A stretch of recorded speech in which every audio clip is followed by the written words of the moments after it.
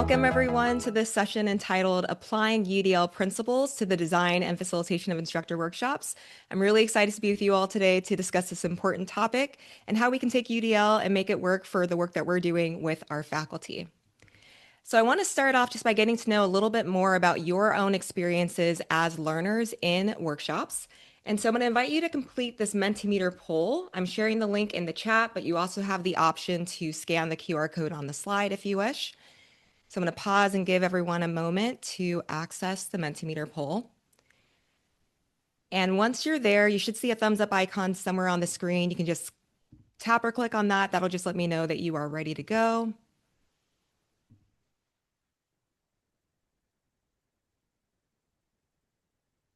And the QR code is also here on this slide.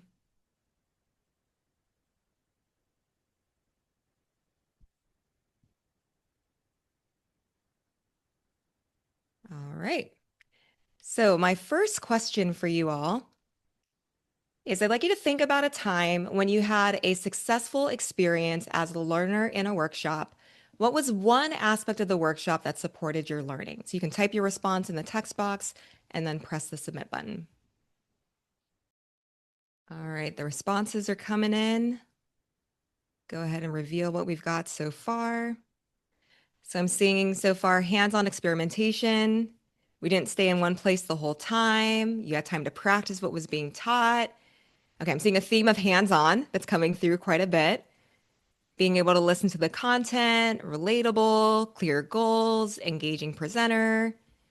We were able to participate, actionable ideas, clear agenda. We had choice in our learning.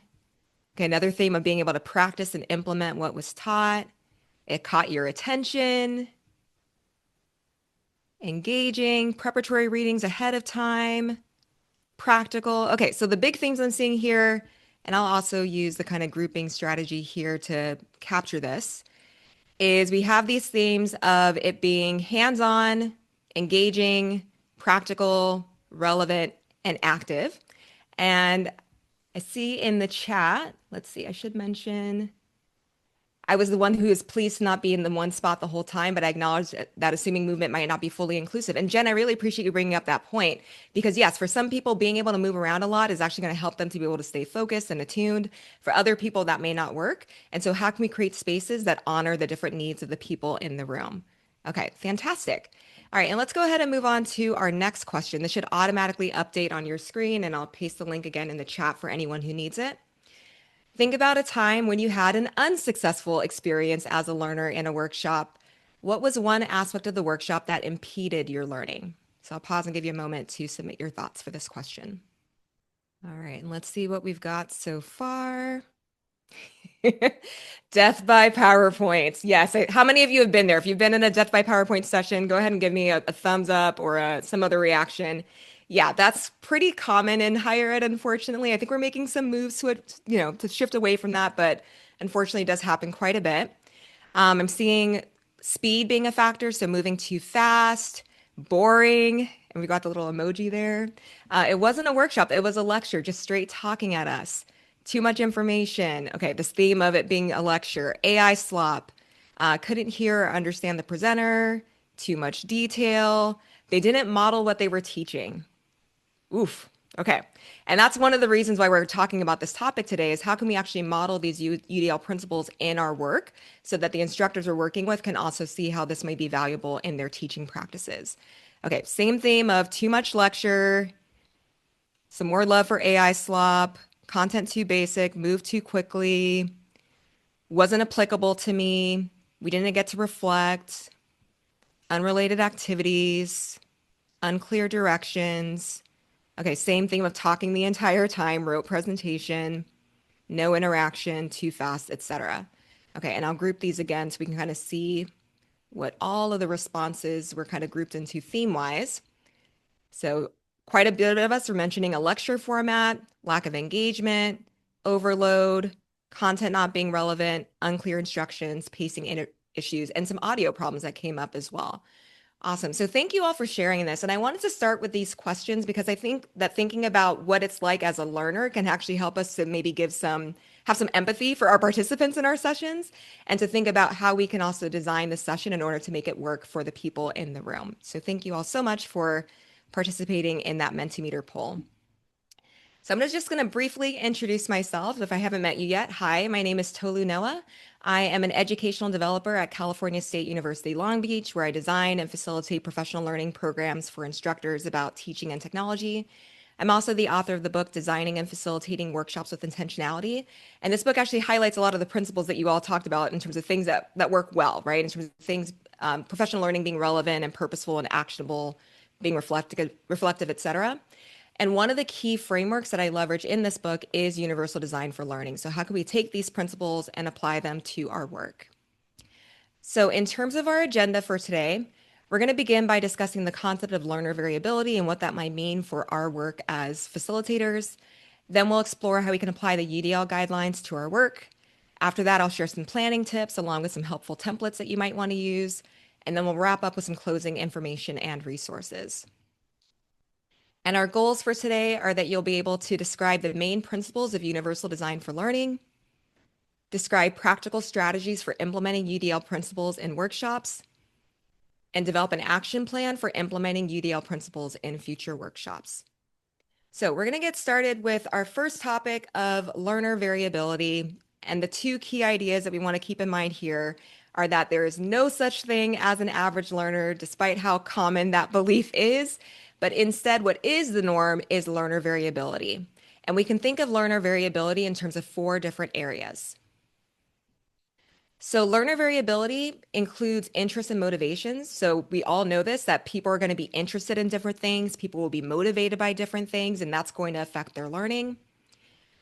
Learners also vary in how they perceive and process information, and we'll get into some examples of this in a moment. They vary in how they move, how they approach tasks, and how they demonstrate their learning.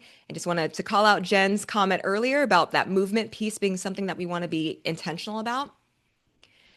And then learners also vary in their identities, right? And this can be any identity marker like race, class, gender, socioeconomic status, et cetera, disability, language. And so because learner variability is the norm, as facilitators, we also want to be designing our sessions, whether they're workshops or institutes or courses, with this expectation that there will be lots of different people with lots of different needs and preferences in the room. And it's also important to remember this quote here, which says that the variability of learners is present in any learning situation or environment. And I wanted to emphasize this point because once again, typically when we talk about UDL, it's in the classroom teaching context of, professors working with students who have lots of variability. But the reality is that learner variability is a human thing, right? So all of us are also variable learners. And so we want to think about when we're facilitating any learning experience, whether it's a workshop or an institute or a course or anything, how can we keep this concept of learner variability in mind? So this brings us to our first big idea, which is to design workshops with learner variability in mind. Once again, assuming from the get-go that there will be lots of different people with lots of different needs and preferences and backgrounds and experiences in the room, and thinking intentionally about how we can design the learning experience accordingly. And there are lots of practical ways that we can get some insight into the participants that are going to be in our sessions. I know that some universities, as part of their registration form or in a pre-workshop poll, will send some questions to participants just to find out, why did you sign up for this session? What are your goals or your hopes for the session? And that taps into that piece about learner variability in regards to motivation and interest, right? So if we know the different reasons why people are coming, we can actually design our session accordingly. And then another really common practice is including a question regarding access needs or accessibility, because that will also help us to know about any specific needs of the people in the room and how we might need to design our sessions accordingly. Along with this, we want to be thinking really intentionally about the barriers that our participants might face. And I want to give a shout out to Jennifer Pusatiri. She wrote a fantastic book that just came out a few months ago called A Practical Guide to Teaching Neurodivergent College Students. But a lot of the ideas there would also apply to neurodivergent adults of any age. And one of the things that she outlines are the different barriers that learners might face. And so this is a list, a non-exhaustive list of the barriers that Jennifer Pusatiri talks about in her book. Specifically, they include vision, hearing, typing, writing, reading, English language, attention difficulties, motivation, movement, physical movement slash mobility, sensory regulation, emotional regulation, executive functioning, speaking or sharing out loud, anxiety, memory retention, and processing speed. So I want you to keep these two things that we've just talked about in mind. We've got learner variability. They vary in their interests and motivation and how they perceive and process information and how they move and approach tasks and demonstrate their learning. And then also this concept of barriers, which can include physical barriers, cognitive barriers, emotional barriers, etc. And with that, we're going to do a few different chat scenarios. So I'm going to share a scenario and I'm going to invite you to share your thoughts in the chat. All right, so here is our first scenario. It says, you are designing a virtual workshop that includes 3 activities. You're planning to have participants do all 3 activities in breakout rooms. Consider learner variability. Who does this support and who might this leave out? In other words, who is this great for and who might this create barriers for? So I'm going to invite you to choose one of those 2 prompts to respond to in the chat, either the in prompt, which is who does this support, or the out prompt, which is who might this leave out. And you'll start your response with the word in or out just so we can see what applies to what. And I'm going to intentionally ask you not to get into solution mode. We just want to start with the person first, and then we'll get into solutions a little bit later. But I'll pause and give you a moment to share who might this bring in, who might this leave out.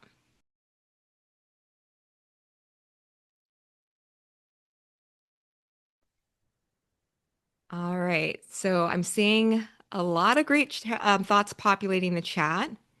So who does this support? People who like to talk and engage, extroverts, people with access to stable, fast internet connection, learners who are confident and independent, those who are comfortable with technology, okay? And then let's see what people wrote for who might this leave out. Someone who's confused or lost or shy and doesn't want to participate. Sin mentioned digital literacy. Sin, I would love for you to add additional context for that. That would be really great to understand more about what you mean by how that might leave somebody out.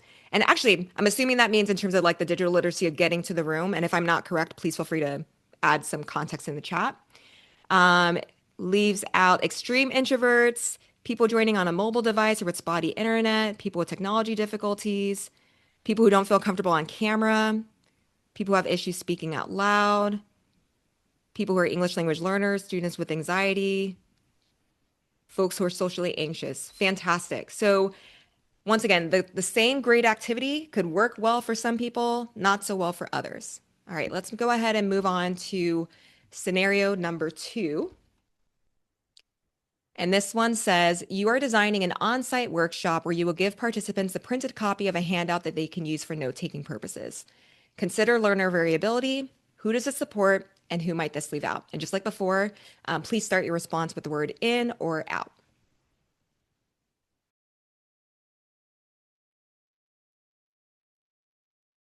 All right, and once again, we've got a lot of great ideas populating the chat. So who is supported by this? People who enjoy collecting handouts. That would be your girl right here. I love a good handout. Let's see. People who need physical handouts as a way to process information. Those who have flexibility in their work schedules to be on site. So even thinking about the modality itself, who might that leave out? Those who prefer handwritten notes. People who enjoy taking notes and processing through writing. People who process visually. People who find it helpful with attention, right? To be able to focus in on what they are learning. People who process information in writing. People who enjoy having guided notes, all right? And then who does this leave out? So we have challenges for people with dyslexia, people who might have difficulty writing by hand, people with physical or visual impairments, those with physical challenges for holding a paper or writing utensil, people who are relying on screen readers, those who don't do well listening while jotting things down. Okay, fantastic ideas here. All right, and our very last scenario. You are designing a virtual workshop and one of your slides has a QR code that participants must scan in order to access the material. Consider learner variability. Who does this support and who might this leave out?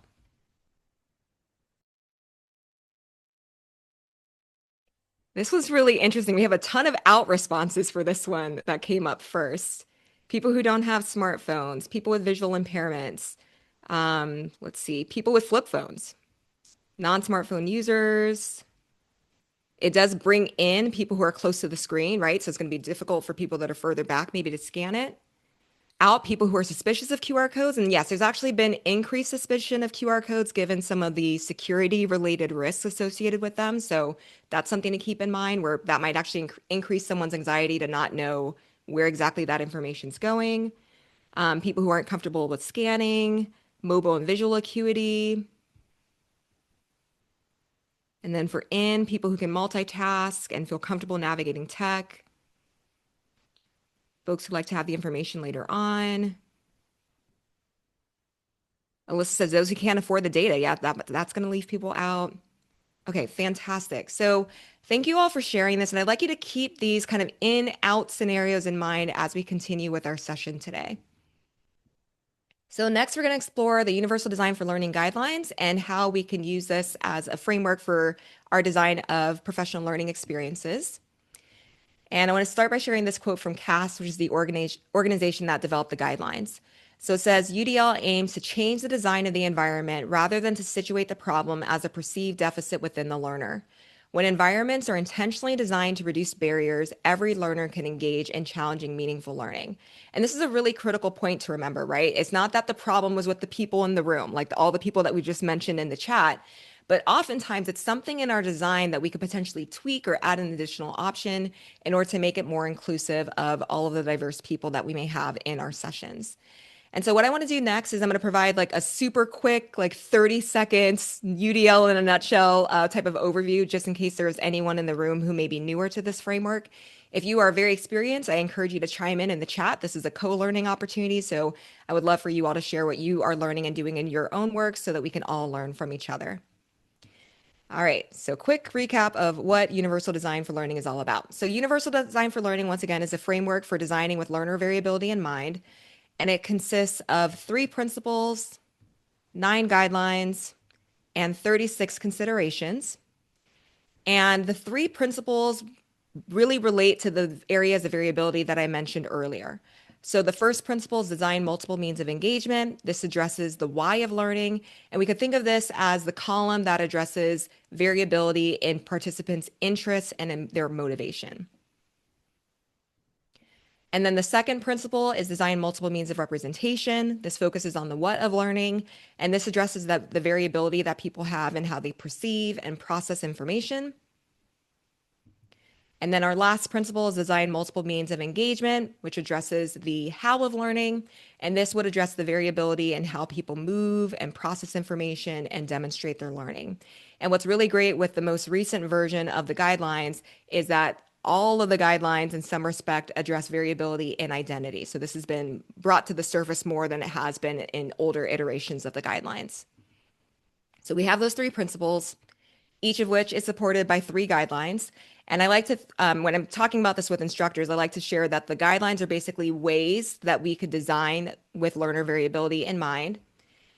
And then the considerations are specific suggestions for implementation. So we don't want to, of course, frame this as a checklist of all the things you must do, but these are ideas for how we can actually make these principles a reality in our work. So that's just a quick little recap of UDL.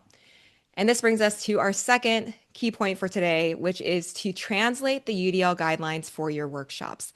So I mentioned at the start of our session that we often think of UDL as something that's just for professors and students, but it can be used in any learning situation. And some of the newer books that have been published about UDL, which I've linked in the resource doc at the end, have done a really great job of expanding beyond the classroom setting to other learning situations like professional learning.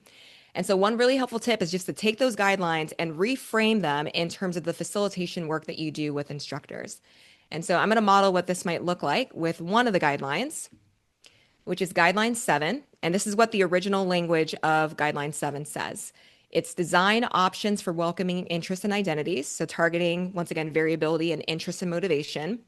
And the 4 considerations in this guideline are optimize choice and autonomy, optimize relevance, value, and authenticity, nurture joy and play, and address biases, threats, and distractions.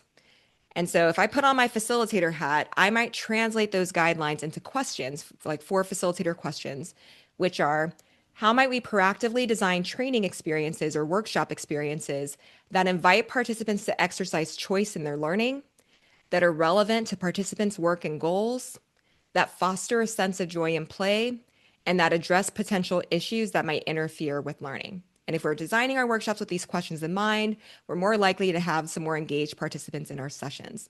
So I just want to pause here and check in with you all. How many of you are currently like doing this kind of reframe with the guidelines when you're designing professional learning experiences? And how many of you are like, no, I haven't done that, but that's something I might want to try? Go ahead and let me know in the chat if this is something that you have mentally done in terms of translating the guidelines or not.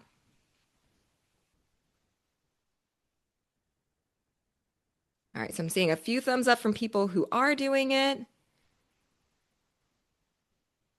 All right, and several people are saying in the chat, I'd like to try, but it's very hard. And I'll share some tips that we can use to make this a little bit more manageable.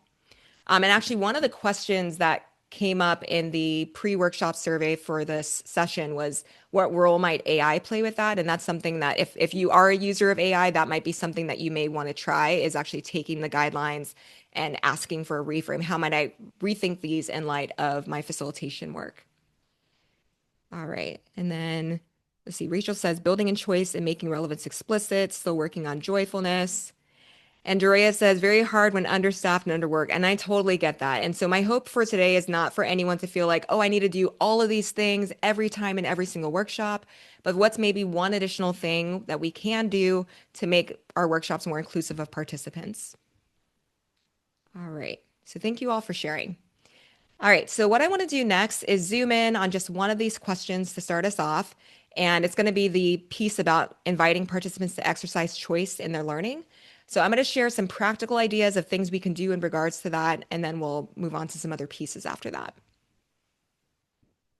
All right, so when it comes to choice, I like to think of this in terms of 4 T's.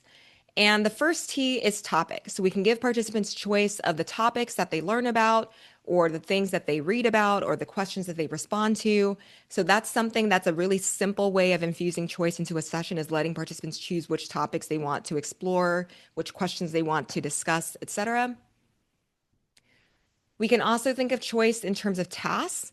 So maybe you give participants the option to read a text or watch a video or have a discussion or listen to an audio recording. That's another really simple way that we can embed choice in our sessions. We can also think of choice in terms of the tools participants use. So giving them the option to maybe use digital or analog tools as a way of demonstrating their learning. And we can think of choice in terms of tables meaning where people are sitting, whether this is a virtual or on-site space. And so I want to give some practical ideas related to each of these T's next. So for the topics and tasks T's, one simple strategy that we can use in our sessions to incorporate choice is a choice board. And on this slide, I've included images of 2 different choice boards that I made in 2 different platforms. The board on the left was created in Padlet, and the board on the right was, or sorry, the activity on the board, the activity on the right, there we go, was created in Google Docs. And basically, these are both about active learning techniques, but they have slightly different formats. So the one on the left, we have active learning techniques that are divided into columns from simple to complex with sample strategies in each one.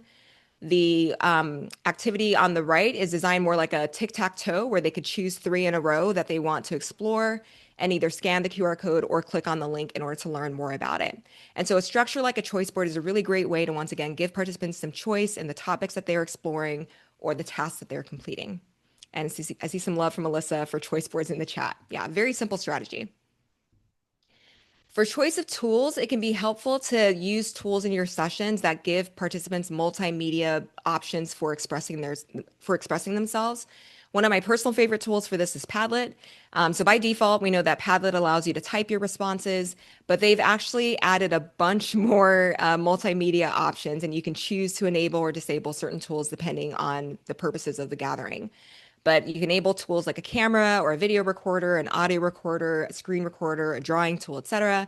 And that way participants can have some choice of how they want to respond. And you can also give them the choice to not use whatever multimedia tool you're using and just share their thoughts in the chat, or if they're on site, maybe writing it on paper instead.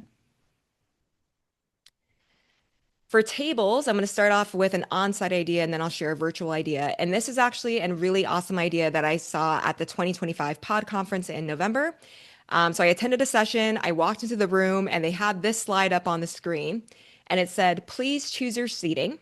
The left side of the room was for people who preferred to reflect quietly on their own, and the right side of the room was for people who preferred to engage in conversations with others during the session. And they also let us know, feel free to switch sides of the room at any point because there might be certain times where you're like, I just want to like think on my own. And then maybe later on, once you've warmed up, you're like, okay, now I'm excited to actually talk with people. And I'm seeing a lot of love for this strategy in the chat. Yeah, literally, I walked in, I was like, this is brilliant. We should all be doing something like this as a way of, once again, you're meeting the needs of people who are ready to engage that way. And you're also meeting the needs of people who might need a little bit more time to warm up. And you're giving them that flexibility of once you're ready, feel free to switch, but there's no pressure and there's no judgment if you choose not to. So just wanted to give a shout out to the originators of this idea, Brooke Schaefer, Carly Lasowski, Leslie Bayers, and Ann Spain, who shared this idea. And what might this look like in a virtual setting? Well, we think about breakout rooms.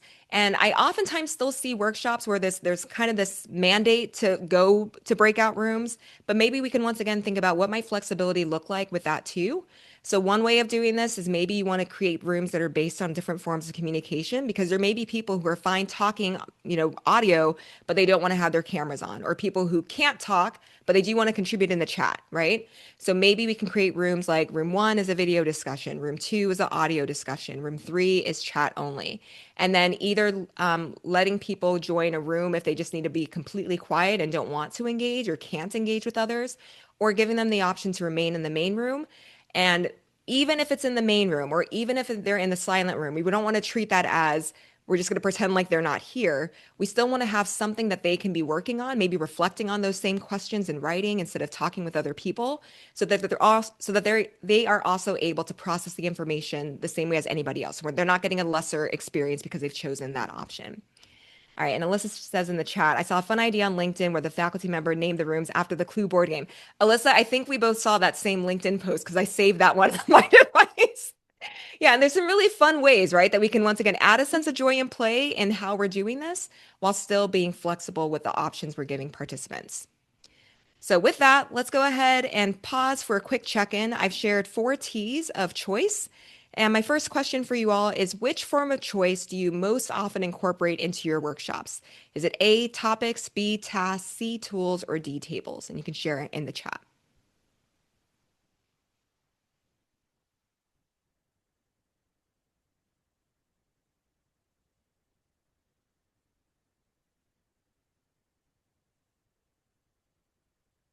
Okay, so it looks like most of us are doing A and B, topics and tasks, which the second question is probably going to be a giveaway in the sense of which forms of choice would you like to be more intentional about in the future? Would it be topics, tasks, tools, or tables? All right, so I'm saying topics, tables, tools. Okay, so a little bit of everything. Awesome. All right, so we just looked at one consideration within one guideline, and I want to move us forward to what might this actually look like in the sense of professional learning at large. And let me first check out this comment from Susan in the chat. So Susan writes, I recently created a library learning activity for biomed doc students, which was very prescribed because the goal was for everyone to learn certain aspects of searching a particular database. But the choice came in with how they wrote up their findings from the discovery activity. It was very open-ended. And that's a really great example that you just shared, Susan, because yes, there may be cases where you may have to address certain content, but maybe the flexibility and the choice comes in with the way learners get to demonstrate what they've learned, because we can't change the content, but we can change that. And that's why I like these 4 T's, because they're kind of like different levers that you can choose depending on what your specific constraints might be. Yeah, don't feel bad. You don't have to do all 4 every time. I don't do all of these every single time. It really depends on the goals and, once again, the constraints that you might have. There may be certain levers that you can pull or cannot pull given the situation. All right, so let's move on to some planning tips. And I'm going to bring us back to the UDL guidelines, which for many people can feel very overwhelming because, once again, there are 36 specific considerations and 9 guidelines. And it can sometimes feel like we have to do all of these things in order to be doing UDL well. But the truth is, you don't. And that brings us to our third big idea, which is that you do not have to do it all. And CAS actually recommends that instead of focusing on all of the UDL guidelines, you really zoom in on the ones that are most pertinent to the goals that you are working towards. So, whatever the goals are of your professional learning experience, whatever the goals are of your course, let that dictate which specific considerations you want to focus on. And so next, I'm going to highlight two different planning approaches, one that might be familiar to you if you've been working in UDL for quite some time, and then another one that we can leverage with our workshop planning. And I'll start off with another quote that comes from the book Reach Everyone, Teach Everyone. This is a great book written by Thomas Tobin and Kirsten Beeling, all about UDL and higher ed. And I've linked this in the resource doc at the end. And it says, instead of focusing on the three brain networks, think of UDL as merely plus one thinking about the interactions in your course. Is there just one more way that you can help keep learners on task? Just one more way that you could give them information? Just one more way that they could demonstrate their skills? So essentially with this approach, you're not overhauling everything overnight. You're not trying to do everything at once. You're looking at your existing plans and trying to see, okay, where can I add one additional option? And that is a perfectly good place to start, especially as several of you mentioned in the chat. Maybe you're in a situation right now where you are stretched thin. The plus one approach can be a really great place to start. So we're going to do a practice activity, and I'm going to share the link to this in the chat. There is a Google Doc force copy version that you can click on, or a printable PDF. So you can go ahead and access whichever version works for you.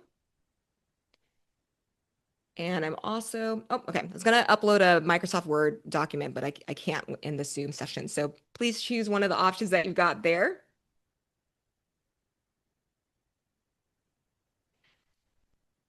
And I'm going to give you a few minutes to work on this independently. There are 6 scenarios in this first column. Oh, if it's asking you to request access, you may just need to log in to Google Docs in order to be able to access it, and it should automatically force copy. If you don't have a Google account, use the PDF version, and you can just think about these scenarios that way instead. Unfortunately, I can't upload a Microsoft Word format in the Zoom platform at this moment. All right, so for this activity, you're going to read the 6 scenarios and think about what's one additional option you can provide in order to make this more inclusive and add that to the second column. So I'm going to pause now and I'll give you a few minutes to add your thoughts there, and then we'll review afterwards.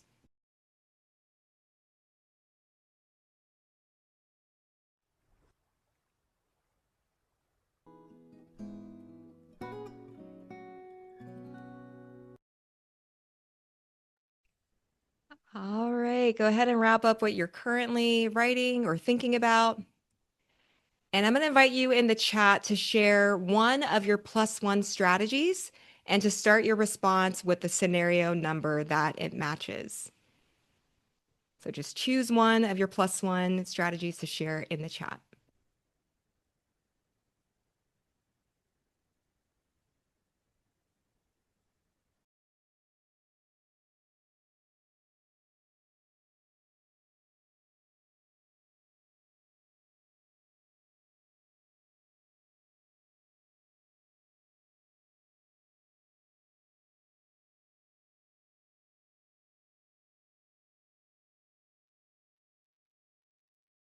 All right, so Sin says for scenario 2, participants choose whether to review the handout on their own or discuss it. Scenario 6, giving the option of a video reflection. Scenario 4, reframe the prompt so participants can fill in the blank for their own discipline. Scenario 1, allow students to watch a recording and then submit content post-lecture. And it's interesting because as I'm kind of scrolling the chat, I won't be able to read every single response. But for the same scenario, there are multiple options that we could provide, right? And so it's interesting just to see the different options that people have listed here. Fantastic. All right. So the other thing I wanted to point out is that all of those scenarios, you were inadvertently maybe addressing specific UDL considerations without going down the considerations rabbit hole. So I won't read this out right now. This will be in the resource doc at the end, but I just wanted you to know that each of those scenarios actually mapped onto specific UDL considerations. So using a +1 approach will likely help you to actually accomplish many of these UDL guidelines. All right, I promised a second approach, and this approach I like to call 2 questions, and this comes from CAST. And the questions that they encourage people to ask themselves are, what barriers do you anticipate participants might face in achieving the goal during your session? And how are you proactively designing to minimize those barriers? And so with this approach, you're taking a look at your workshop plans and thinking about what might be a barrier along the way and what can I do to address that? And so for this, I'm going to share another resource. This is one that you can just kind of take with you and use in the future. This is a barriers and actions workshop planning sheet. And I'll show you what it looks like here. So when you're planning your future workshops, what you can do is list the topic and the goals at the top, and then it's divided into 3 sections: beginning of workshop, middle of workshop, end of workshop. And for each of those parts, you'll outline, first of all, what's the learning plan? So what's the content or activities participants will be doing during that part of the workshop? What materials will they be using? And then in light of that, what might be some potential barriers they might face with the content, activity, or materials? And what is something you can proactively do to address that? So I hope this will be another possible resource you can use to, once again, design with UDL in mind. Okay, so now that I've shared both of those approaches, I just want to do a quick little reactions check-in.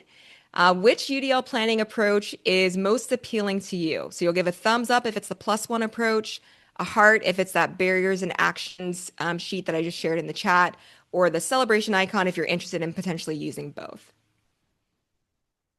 All right, we got a lot of love for both of those. Fantastic. All right, so we're going to go ahead and begin wrapping up our time together. And I'm going to start off by inviting you to share an insight or an action in the chat.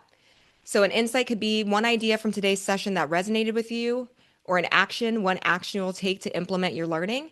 And please start your response with either the word insight or action so I know what you are sharing. So I'll pause and give you a moment to share what's an insight, what's an action.